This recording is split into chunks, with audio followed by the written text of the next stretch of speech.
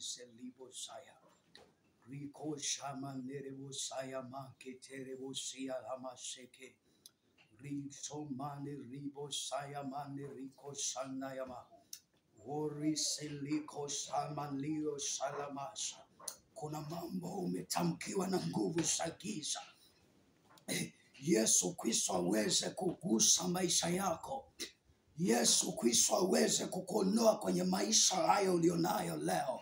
Aweze kukutoa kwenye situation unayopitia sasa.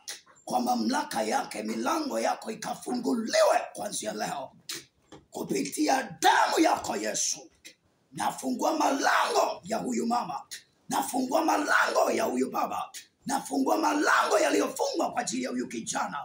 Yuko kwenye situation na matatizo, haelewi msaada. Natamkalana na baraka. Bwana zikawaendee wale walio haki, na laana zikawaendee wale maadui. Kupitia jina lako Bwana, ninavunja kila magano, ninavunja kila madhabahu, ninazikemea kwa damu yako Bwana. Kila falme za giza, kila magonjwa ya kipepo, kila roho za giza, falme za kichawi zikavunjike kwa jina la Yesu. Yesu, kama uishivyo, ninaomba uweze kutembea kwa huyu kijana, kwa huyu mama, kwa huyu binti, kwa huyu baba aliye mahali hapo. Yesu, gusa, neema yako iwe ndani yake. Wewe ni Mungu usiyeshindwa. Ni wakati wako Bwana kuweza kuonekana.